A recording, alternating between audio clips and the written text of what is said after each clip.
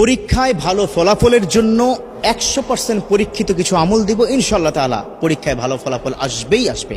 অনেক বড় বড় ইসলামিক স্কলাররা তারা কোরআন এবং হাদিস লব্ধ জ্ঞান থেকে গবেষণা করে 3টি বিষয়কে বাছাই করেছেন। কয়টা বিষয়? 3টি জিনিস যদি কোনো শিক্ষার্থী পালন করে, পরীক্ষার আগের রাতেও যদি করে, পরীক্ষার হলে গিয়েও যদি করে, ইনশাআল্লাহ তাআলা তার ভালো ফলাফল আসবে। দেখো, প্রত্যেকটা স্টুডেন্টের স্বপ্ন সে খুব ভালো রেজাল্ট করবে, ঠিক কিনা? আছে না? এই যে যুবক বন্ধুরা, স্বপ্ন আছে না? আছে। বর্তমান কিন্তু আমাদের পরীক্ষা চলছে, আলহামদুলিল্লাহ। আমাদের কারো সন্তান, কারো ভাই বোন, আমাদের পরীক্ষা চলতেছে। বাচ্চাদেরকে আজকে গিয়েই এই ট্রিটমেন্টটা দিবেন। চাচা, আজকে গিয়েই আপনার সন্তানকে বলবেন যে তোমাকে এই 3টি বিষয় দিলাম, অথবা আমার ভিডিওটা তাকে দেখাবেন, পারলে একটু শেয়ার করে দিবেন। কারণ এই ভিডিও শেয়ারের মাধ্যমে যদি কোনো শিক্ষার্থী বন্ধু তারা যদি এই আমলটা করতে পারে, তাদের পরীক্ষা যখন ভালো ফলাফল হবে, ওই একটা ছোট্ট শেয়ারের কারণে আপনার আমল নামায় কিন্তু আল্লাহ পাক সওয়াব লিখতেই থাকবে। সুবহানাল্লাহ। কয়টা বিষয় বললাম? 3টা বিষয়। যুবকরা, কয়টা? 3টা বিষয়।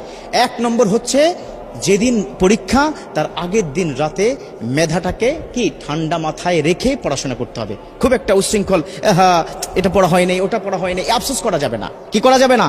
আফসোস করা যাবে না।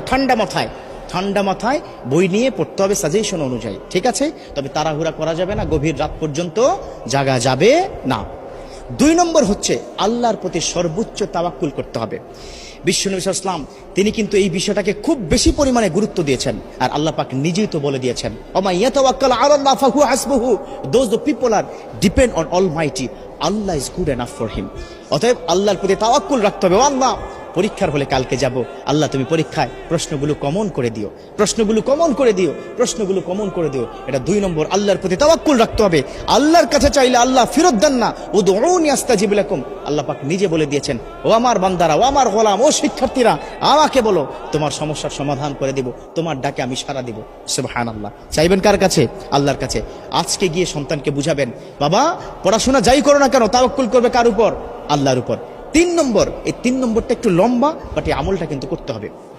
3 নম্বর আমলটা হচ্ছে, তুমি যখন পড়তে বসবে তখন রব্বি জিদনি ইলমা এটা পড়বে।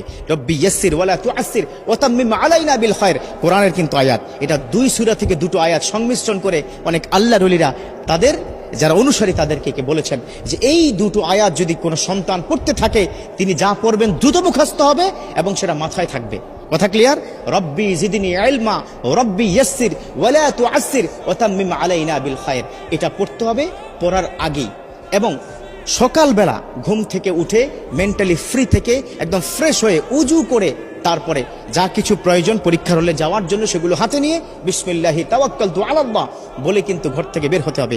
একটা টিপস দিব, সেটা